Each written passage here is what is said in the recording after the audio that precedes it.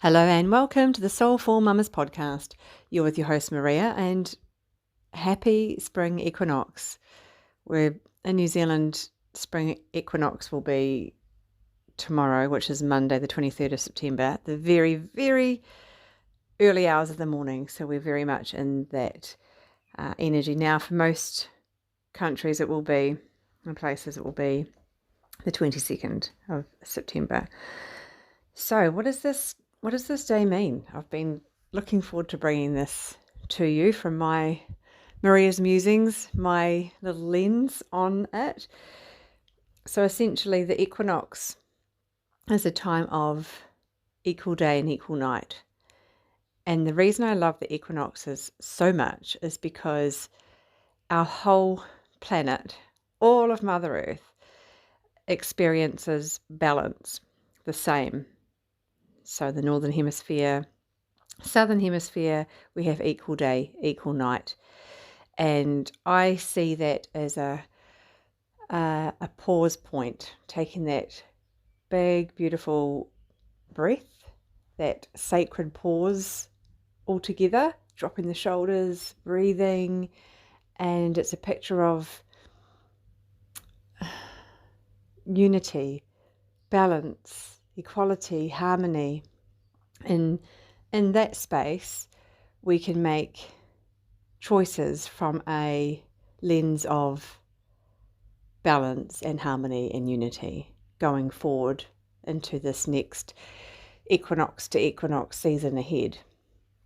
And the equinox marks the beginning of Libra season, which of course Libra is the picture of the scales, archetypal energy of balance, like I've just said, harmony, equality, teamwork, more of that kind of feel. So I think as a planet right now, all of us as a collective, all of humanity can do with that sacred pause together. We're all the same, breathing in balance and going forward from that space. And for us down in the Southern Hemisphere, we're about to go into, more light, heading towards summer. So we've got that real beautiful new growth, new energy, new potential, new ideas. Seeds are sprouting. And with it, both within the gardens, obviously, and within ourselves. I mean, if you look outside right now, in New Zealand, we're very lucky. It's a green country. But at our place, as I'm recording this, I'm looking out the window and all I can see are blossoms and all different flowers and really luscious green grass, tiny new green leaves emerging on the trees. It's just beautiful. The bird song is prolific. Tui, kiriru, piwakawaka. They're just having this beautiful dancing symphony out there. Baby lambs next door, baby calves across the road. We've got baby chicks. Anyone wants some chicks, let me know. We've got so many baby chicks in our own backyard. There's just this energy of new life, new growth, this renewal after a time of more dormancy in that winter period of quiet and more reflective time. And if you've given yourself the gift of not so go do during that winter period, you actually have that energy for the inspiration can really be energized because you've rested enough. So that's this period that we're going into. So it's very exciting, and you can't help but feel a bit energized and excited and changed when you see nature showing to us, modeling to us a new lens, a new way. She has awakened, and it encourages us to do the same. So it's a really good time on this balance point. So today and tomorrow, really in that sacred pause, take a really good think about what is it that I want to nurture and bring forth into this coming season. Maybe new projects, new ideas. You've got aspirations, goals, whatever they are. And it could be obviously in your garden, the seed you're planting, and you're thinking about what, if it's vegetables, what your family actually eat. You know, radishes grow really easily, but do you eat them? Because if you don't, then maybe think of something else. So really planning out, you know, the herbs that you use. And if you don't have a big garden space, you can easily plant little herbs on your windowsill. And there's always a way, always a way. And planting flowers, because they bring so much beauty and joy. It's pretty hard to be sad and angry when you're surrounded by beautiful flowers. They bring the gift, the medicine of joy to us. So that's a really lovely thing to bring in as well, looking after our trees. And then it's really sitting with, okay, what about my inner garden? What am I planting there? What do I want to really bring forth, birth into the world, if you like? So it's, a good time to have your little journal out and just start writing some ideas. Just let stream of consciousness, just let it flow. And I've actually got a bird trying to fly in the window as I'm speaking to you right now. Interesting. I've actually created a little guide to help you with this, because I created it for myself a few years ago because it was helpful for me. It's called Equinox to Equinox, and on the Spring Equinox I look at it and I reflect on the period from the autumn equinox to now, what happened, how, why, what didn't, all of that sort of thing. And then I really set my intentions for the next equinox to equinox period. So from now, the spring, into the autumn again. And so I've created this little guide, some information about spring equinox. There's spaces for reflections and intentions, and some ritual ideas that you can incorporate, weave in. Some will resonate, some won't. And it's a nice little guide. So it's free. All you got to do is in the show notes below this, there'll be a link you can click on, and it's all yours. My little gift to you. And it just helps.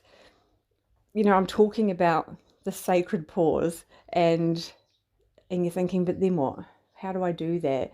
And so this helps you take that next step and actually cement it in a little bit more. It's a really good time at this time of year as well to, as you're in that time of balance, coming in and having a breath, coming together as a family, maybe as a community, and just thinking about that next step going forward. What is it that you want to do as a family? What ideas, what thoughts and goals and dreams do you each have? So this is what we do as a family, and we usually have a fire. We'll have one tonight, an outdoor fire, and it's an opportunity to be together, and we share our hopes and dreams, our intentions, and they are lifted up by the fire as well. So it's just something we usually do for equinoxes and solstices. Actually, any opportunity really, but it is a really good coming together. And where to next? Because it can get, you find that life gets so busy that you're living in the same house, same home, but everyone's got their own thing going on, different activities and sports and friend groups and different things. But it's important to bring it back in and come back as a family as well. So it's a good opportunity to do that, and collectively, because that's that energy of collective, that sense of we are doing this rather than always having to be, I'm doing that and I don't want to do that, and that type of energy. You might even have that and more. There might be a community event that you can attend. We're very fortunate at our children's school. It's a walled-off school, and the seasons and festivals are marked really beautifully. And Spring Festival is always a really lovely festival for us, and they have lots of flowers, and the children make spring flower crowns, and there's little dances that they do and shared food, and it's a real joyous, happy, uplifting festival. And it flows and it feels easy. There's no stress of having to organize a big huge event. It comes together quite beautifully, and it's something that everyone looks forward to. It is that breathing out and enjoying the season, enjoying each other's company. So that's a really lovely thing to do. And for me, I always meet up with my sister friends as well on that same page, same wavelength of looking at beyond like other meanings of spring and the goddess energy that comes in, and exciting and reigniting in each other our own hopes and dreams in our true authentic expression of them. So when you're with people that you can absolutely be yourself, and your hopes and dreams are encouraged and celebrated, rather than you having to hide them away because of what someone might say or not say, you need to be with those people that really lift you up in that way. So yeah, I'm always grateful that I have that in my sister community.